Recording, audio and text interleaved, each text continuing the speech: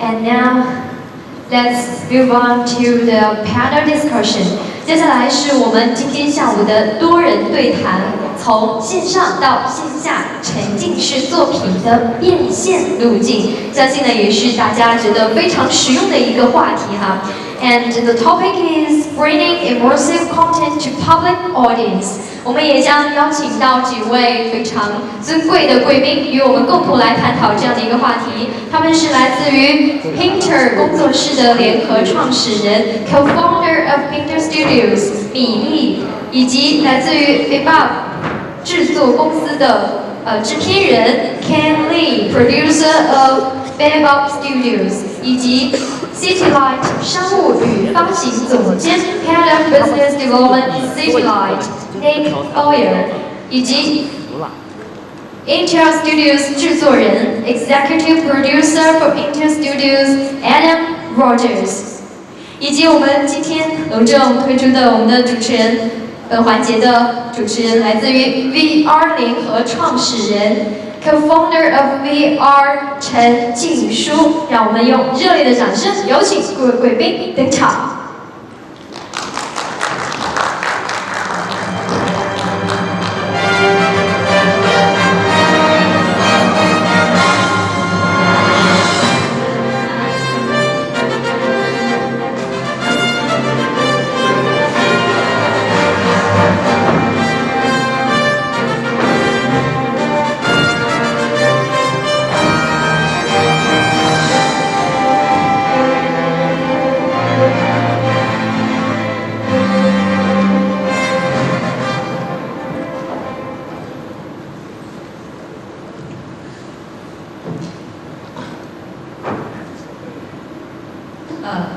Hello everyone, I am the moderator of this panel and our topic is bringing immersive content to public audience, which is huge. And actually let's look at the Chinese title. It's literally from online to offline, how we monetize our immersive content. So let's get started with just a brief introduction of ourselves. I am Jing Shu, I'm co-founder of VR. We are a content platform that helps VR creators to distribute and monetize their content. My name is Adam Rogers. I'm an independent producer in immersive media. For the last few years I was working with a guy called Tyler Herb with projects Chocolate, Chorus and Old Friend. But this last year I've been working with Intel Studios, working on some really cool volumetric work, and we have a piece here that isn't showing in the main room, but it's running, it's being shown here, and we have a piece called Grease over in the exhibition hall. 大家好, my name is Nick Boyer, and I do global biz dev for CityLights, an immersive content fund. We actively are financing, producing VR content, and distributing, which is my job, and I'll be talking about that a little bit today. Hi, I'm Ken Lee. I'm head of content at Baobab Studios. We're a San Francisco Bay Area-based animation, immersive animation studio. Started 3.5 years ago. Our mission was very simple: to bring out your childlike sense of wonder through taking you to worlds and introducing you to characters through storytelling and crafting this new medium of virtual reality. So excited to talk about that today. 大家好，我叫米粒，来自于平塔 Studio。然后我们是坐落于在北京的一家VR 动画公司。然后从16年成立以来，我们也是制作了多部 VR 作品，然后包括之前的《石梦老人》《猎山市》，还有现在正在这届展出的 Echo。很高兴大家见面。Yeah, we got a really amazing group of panelists here. So to dive into the topic, let's start and maybe share with the audience about what's your current distribution strategy, and maybe you can talk about one or two cases that you feel interesting or successful. So I think you have the most compelling story about distribution. So CityLights, we have conviction that distribution begins with content. Premium content is necessary for successful business models in distribution. And so I'll talk really briefly about how we define premium content internally. And then I'll tell you about a really successful pop-up we did at the beginning of this year that we'll be reproducing in the near future. So for premium content, either has to be something that people can't do outside of VR, something that's rare. So that could be diving with whales or sharks, or going through a black hole like with spheres. Additionally, premium content we really believe really needs to be sixed off, because that will last in longer time, and there are some disagreements in the industry, but that's really where we're focusing on investment. And so once we have premium content, then it becomes, how do we charge the most amount of money for the content? As the business guy, that's what I'm most interested in.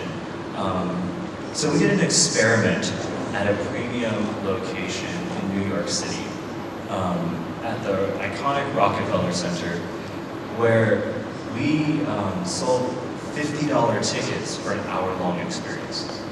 We did all 3 episodes of Spheres, and we were actually pretty nervous to do that because no one has charged that much yet for content, and in fact VR arcades have kind of trained people over the past couple of years to pay just a very little amount of money for VR experiences.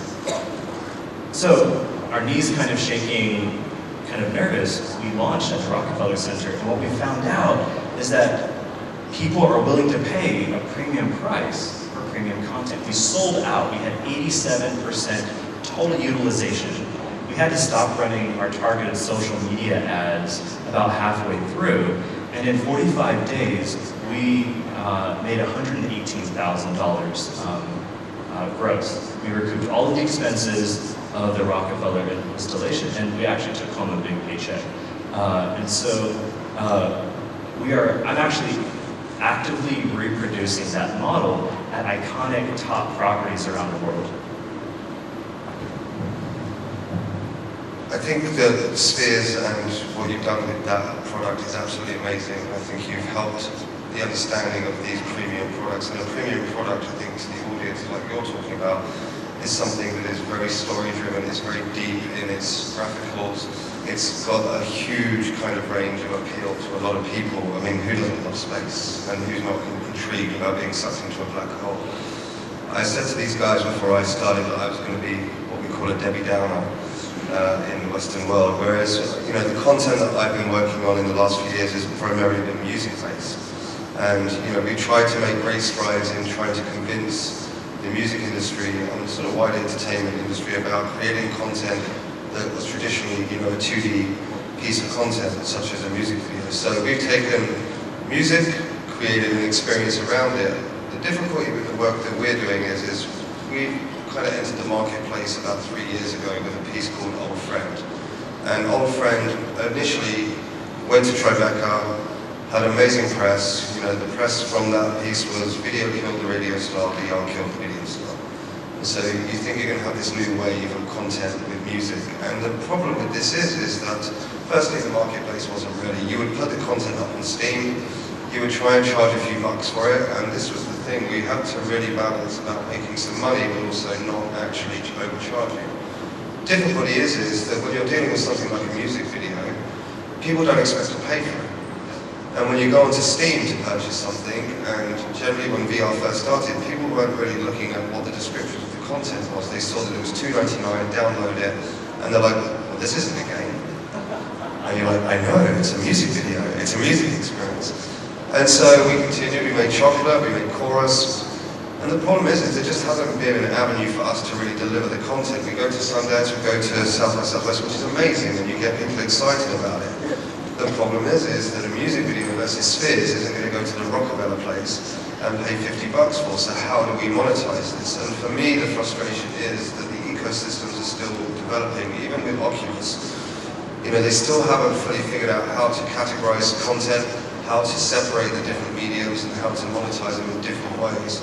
When you go to watch a movie, you generally have a Netflix account. If you want to watch a TV series, you have a Netflix account. If you want to watch a music video, you go to YouTube. You don't pay anything for YouTube, but what you do is you watch an advert.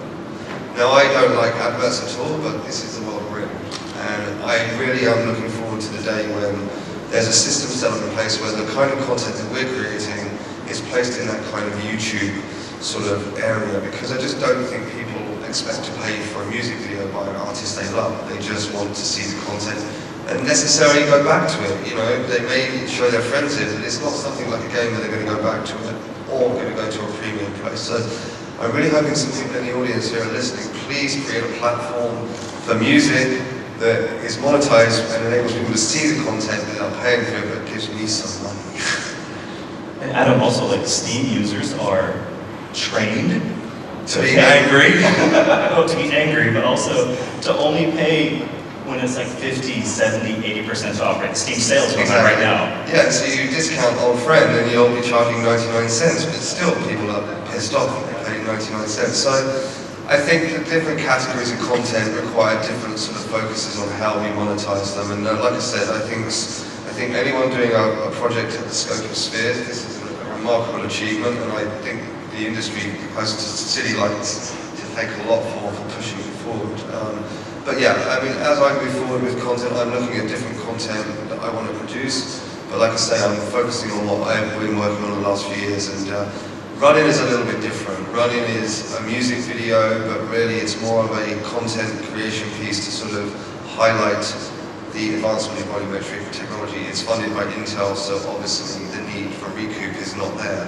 But the last few projects were independently done. We got funded by 3 different companies to make them, because at the time you have to just take the money that's coming to you to get something made, and you have to sacrifice that control over your content. So not only am I sort of frustrated at nowhere to really house our content in any way, shape or form, and even if it was free, it was still not having a sort of direct categorized way of seeing these different types of content. So yeah, I'm very hopeful that this is going to develop, and I'm sure it will, but it's just after doing it for 3 years and seeing 3 fantastic pieces of content not getting the wider audience that they deserve is, you know, so fingers crossed.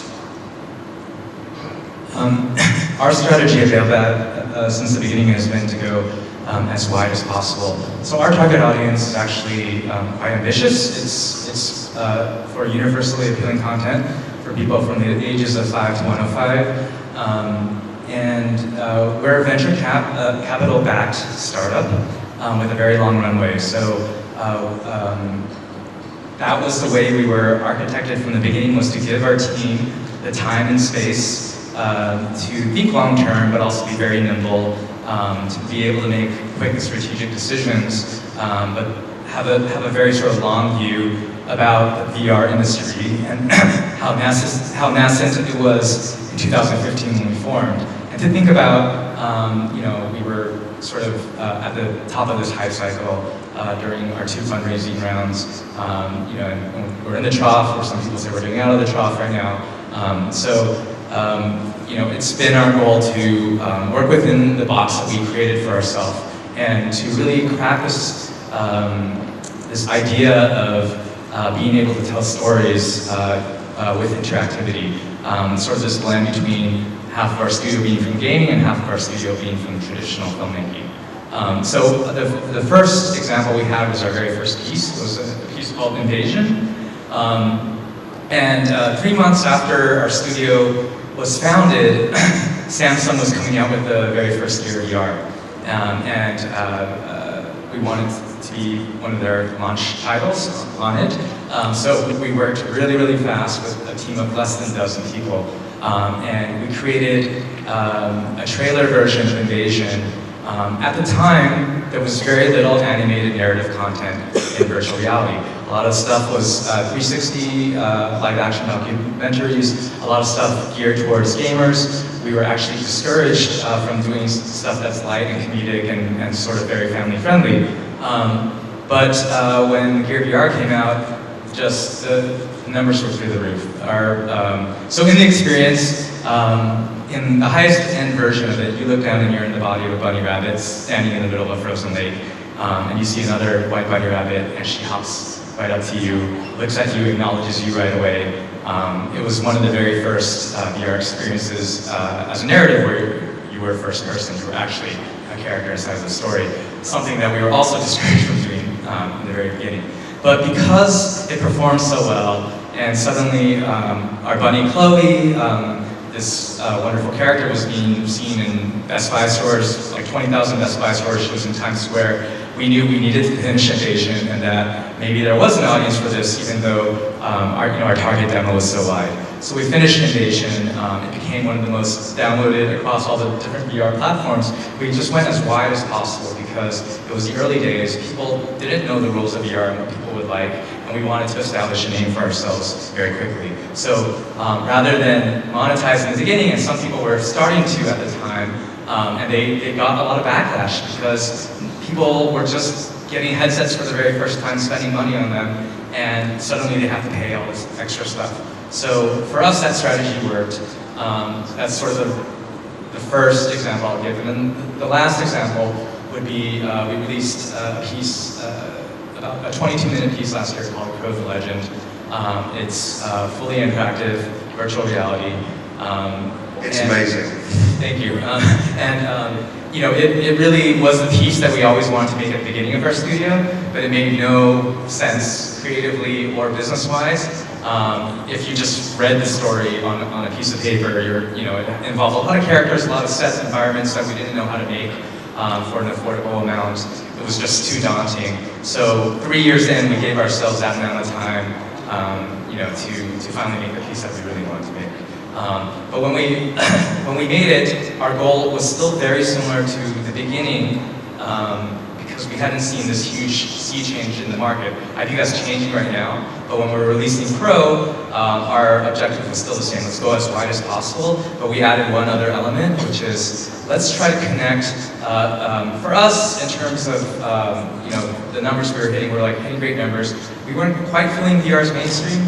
I know Patak was talking this morning about what is the definition of mainstream, does it even matter? But one of our strategies and one thing that we wanted to grow as a studio doing was to create a traditional 2D version of it using the real-time game engine. So we had two concurrent pipelines using Unity, where we created a traditional CG animated version of the story in 2D, and then we created an experience, a fully immersive interactive experience where you're a character inside the experience, and you have the ability to interact with the environment and be a part of the story. So that really creatively was such a challenge because you're giving notes on a VR piece that's very different than a traditional cinematic film, but then they're kind of the same. That was a great sort of creative jump for us. But then our larger objective was like, this is the piece we always wanted to do.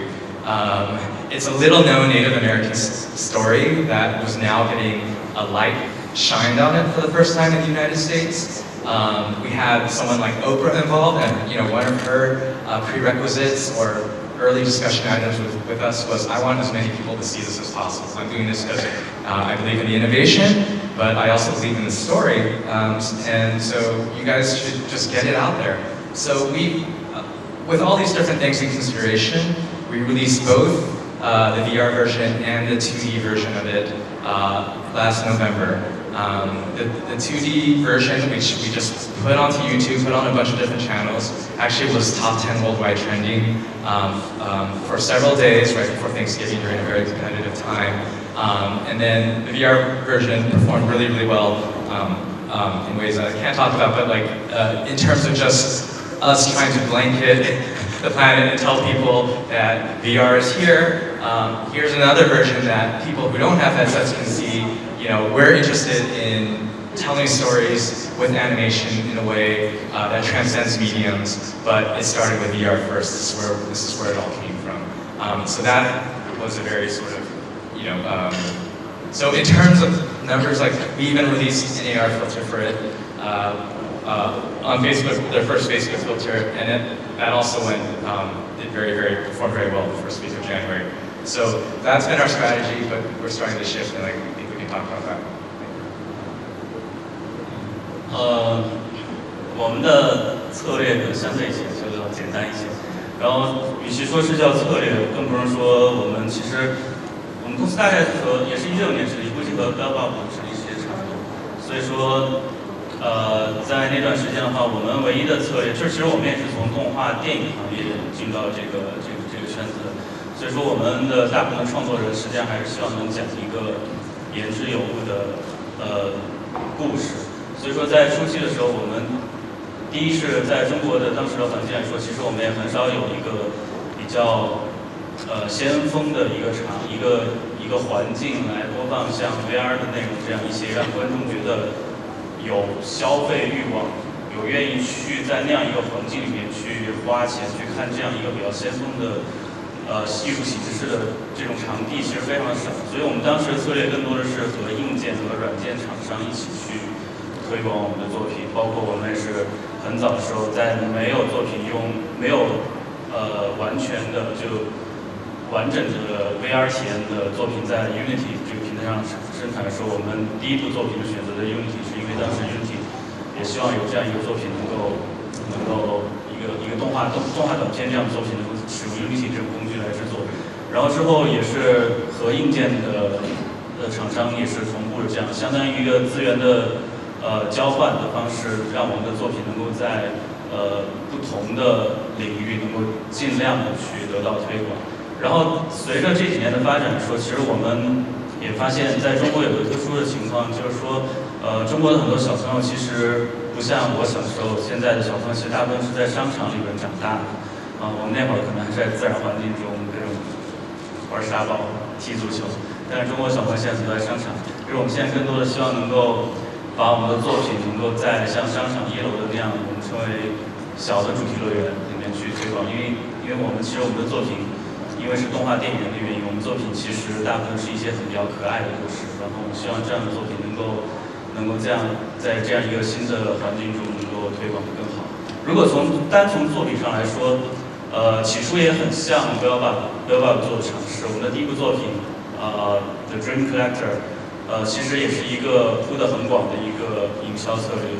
然后我们也是尝试了所有的平台，包括所有的视频平台，去推广我们的作品。但是在中国收到的反馈其实并不是很好，因为可能当时整体 VR 在中国的宣传力度是非常非常的强。其实所有的普通人对于 VR 这个，在没有看 VR 作品的时候，心中都是一个非常高科技的一个新的媒介。所以在普通的视频平台上看到2D 版本的时候，或者他们以一个360度视频版本观看到的时候，他们其实我们得到的反馈并不如我们所愿。所以说我们就收缩了一下我们的策略，我们更多的是能够更多人在 Steam 或者说是 HTC 的这个平台上，尽量让观众，如果有机会的观众看到最好的体验。然后所以说，在这样的我们得到最好的反馈，然后我们再和最好的平台来合作，可能我们会直接制作4D 的4K 的3D 版本。那这样的话，可能尽量保证我们的作品能够以最好的形式传达给我们的观众，比如说像和 VR 合作这种形式，对，大概是这样。Yeah, it's great to hear all your different approach to distribute your content. It seems like for different type or different genre of content, you will need very different way to distribute it. And I see we are all trying to explore how to get VR content to public audience, meaning even like the Crawl, you did the 2D version. So I see there are 2 different approaches. One approach is like Spheres, you go very premium, and in Rockefeller Center, you charge premium price. And there's another approach which is make it more accessible and even 2D version to kind of get more people interested in it. But then when we talk about monetization, which way do you think, under the current status of the market and technology, which way do you think is a more viable way to go offline premium and selling premium ticket, or to maybe go online where you know who the audience are and you can get more data, you can test the price point? So I think it's so varied, right? I mean, we need the projects like Spheres, but not everyone's going to be creating a project like Spheres. It goes back to what I was saying, like if you create a 3-minute music video or a really quick experience with a little bit of interaction, and for us, we've tried to stay away from sort of 360, just because because the kind of work that we're developing is to try and actually get people to like really think about how they can use this medium to present music and art. I mean, there's so many musicians out there who are sort of not just musicians, they are fully fledged like visual artists as well. And so that's where we've been trying to do, is to try and get those artists to be excited about the medium. The problem is labels at this day and age, they don't have money, or if they do, they don't want to invest in this kind of stuff. They look to technology companies to say, well, hey, you've got this technology, you want to do a music video? Well, great, we'll give you the rights to the music, but you have to pay for it. So then where does the recoup come from? And again, it goes back to what I was saying in the early days, and still maybe today. Each one of the products that we created were paid for by 3 different companies. So, Old Friend was paid for by a company called Weaver, Chocolate was by Viacom Next, and then within Annapurna was Chorus. So that presents us upon as a creator, because we've had to sacrifice our rights to the content so that we can actually get paid to make it. That leaves us in a vulnerable situation now where we can't actually put all of our content together, so it kind of fragments our brands as well, which is really challenging. So, one of the things that we hope is in the future that we can make some revenue to try and maybe bridge that and bring these content together by actually repurchasing the rights. Again, like I said, with the platforms, that's a massive consideration. I think that really is down to technology. We can all sit here and say, like, this is how we're monetizing, this is what we're doing. But we're literally just trying to play by the rules that we've got right in front of us right now. We need technology companies to understand that not all content is the same. VR cannot be categorized as just VR. VR is a complete medium like TV. You have several different channels to go and watch different sports, different content on TV we need the same for. And that's for home delivery. Now, from my perspective, again, on LBE and arcades and spheres, honestly, if City Lights didn't pick spheres up, or nobody picked spheres up, it would be sitting in a similar boat to the rest of us, where LBEs would be coming up to event sites going, we really want your content, we really want it. Okay, great, that sounds amazing. And then you start negotiations, and it's like, the returns are so ridiculous. And I'm not saying that all of the LBEs are making enough money to kind of pay us in a lucrative way. But I do feel there's a taking advantage of right now. And I see it time and time again where, you get excited by figures that they throw at you, but then when you actually get the final figures of how it's breaking down over the course of the year, you're making pennies. And actually, to some extent, the amount of effort you put into negotiation and contracts and looking at paperwork, it's a very fragmented market right now where, like, again, you go to the cinema, and I don't like this thing of, like, everything becoming under one roof of one company, but certain things do actually make sense. Like the cinema industry in Canada, which is a Cineplex, basically own the whole thing, but you know what you're going to get. They're exactly the same when you go to them. They deliver the movie how you expect, and it would be really good to see sort of kind of closing together all these different LBEs across the world to sort of come under certain umbrellas where, firstly, contract negotiations are simple. You talk to one part of the organisation and it distributes throughout. But again, it's the content that we're creating. Is it right for LBE? Well, yes, it is. It is music, but it is fun, it's interactive, it's 3 or 4 minutes long. But do you want to give it away for free? And is that chicken egg? Do you want distribution so you can see it works? Well, we've kind of doing that for 3-4 years now. I think for music type of content, you're right, it's challenging now and there isn't a very good channel to distribute that. And for a storytelling piece like Bao and Pina did, you actually both distribute and do the paid content for both online and offline. So can you share about some of your insights about what you think about this online? Online is more for home entertainment and offline is LBE, location-based entertainment. So what's your thought on that?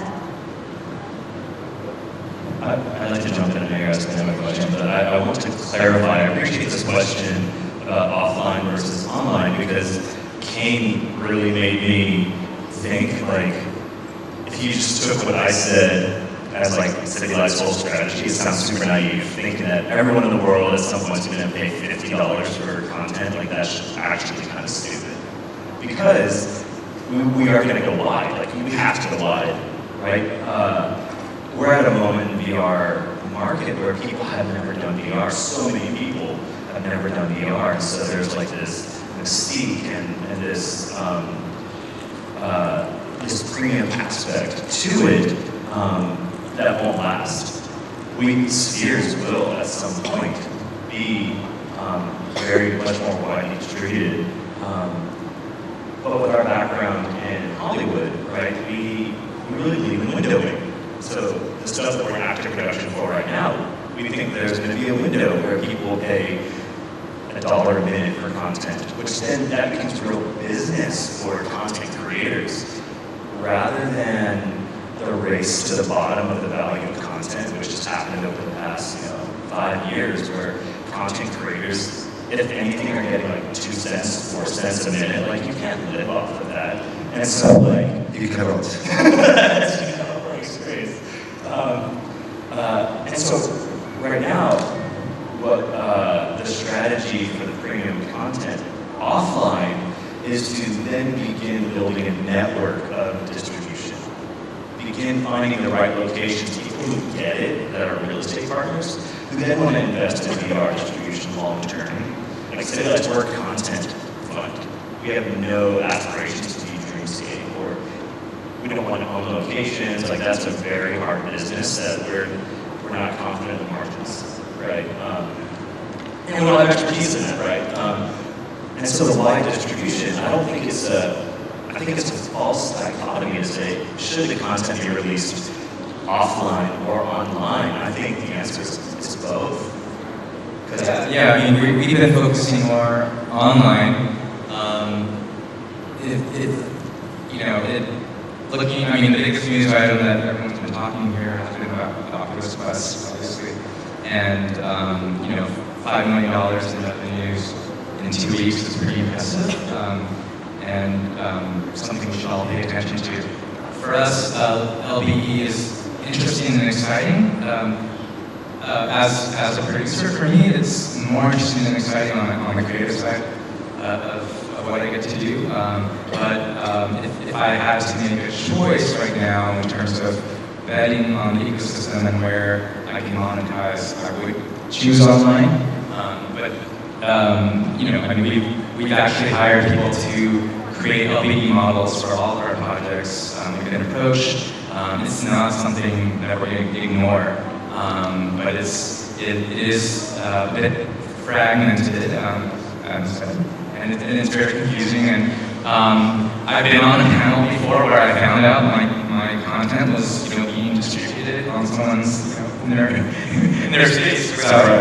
Yes, that happens to us. So yeah, I agree that the answer is both. But right now I think a lot of people there was.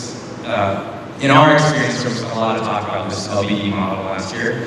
We haven't seen it proven out yet, but that doesn't mean it won't happen.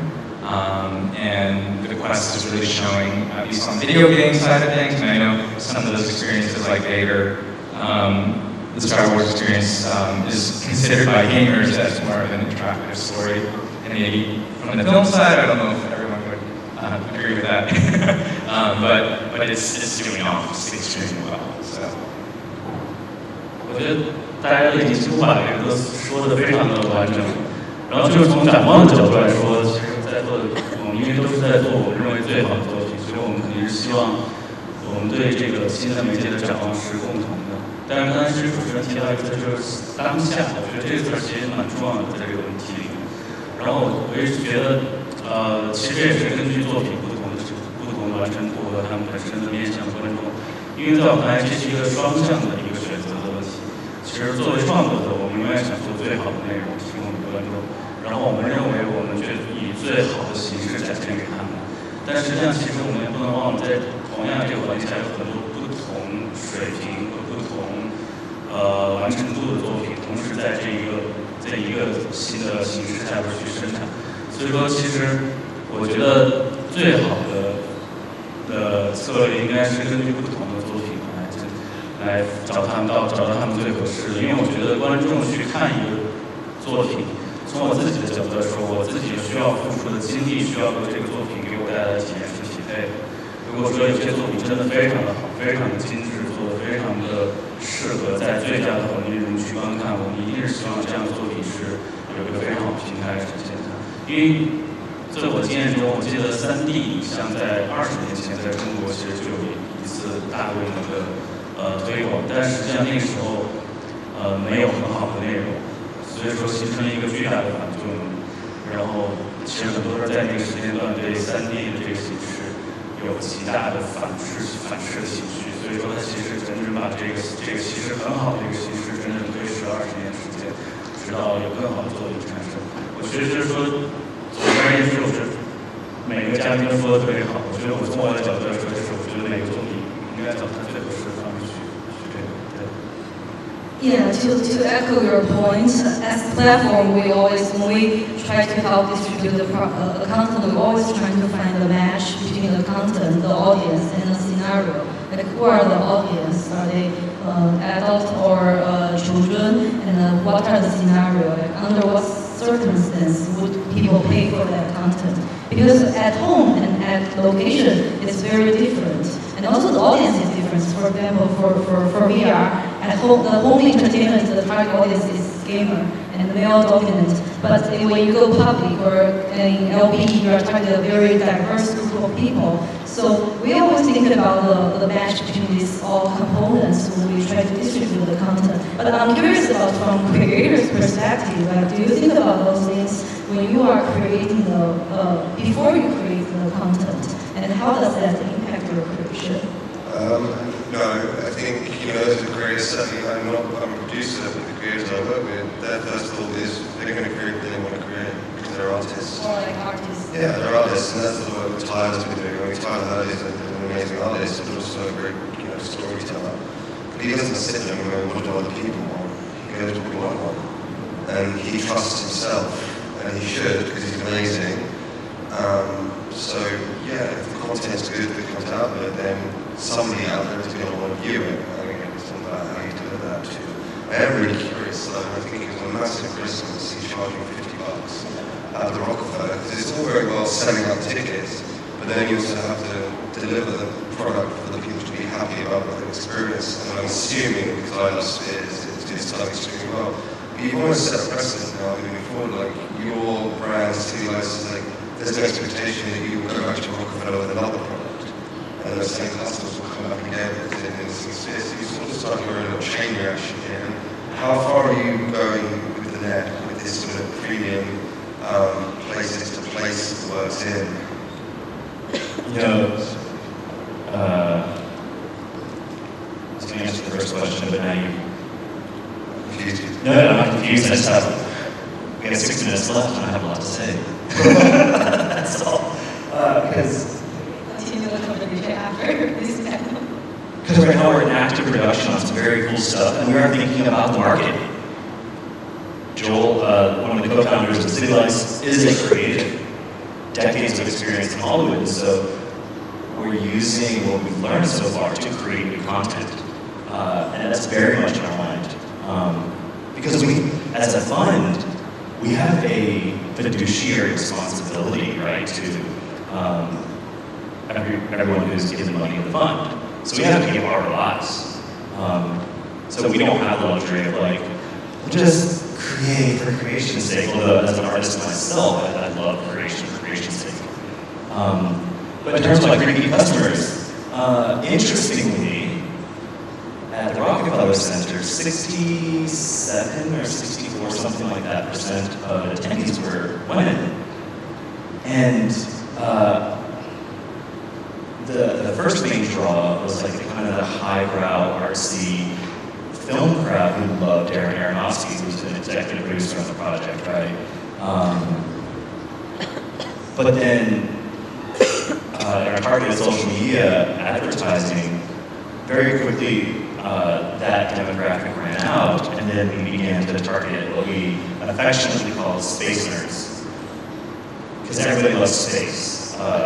And so, will the space nerds want to go to the next things? I don't know. Well, the two things, like right now what we've announced, like we have an exclusive deal with the MVP of the NFL, American football this year, named Patrick Mahomes.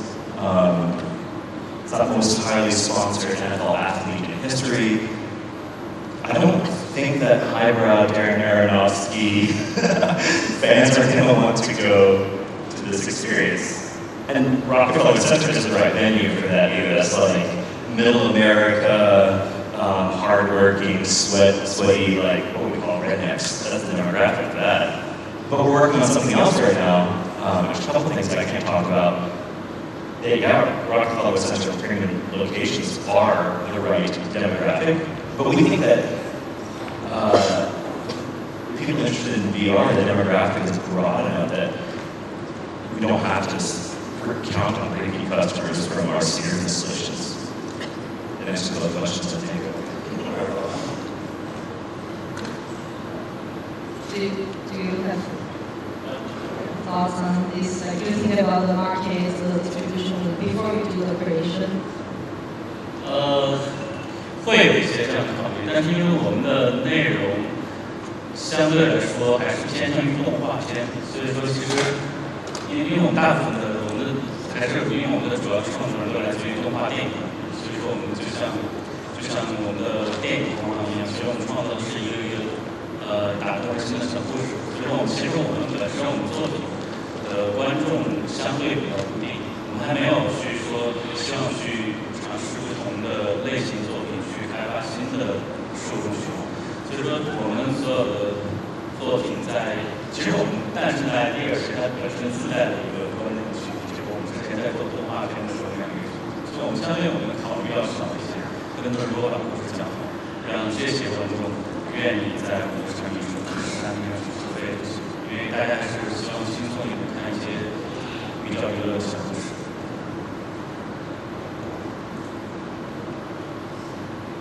I mean, I think we're similar.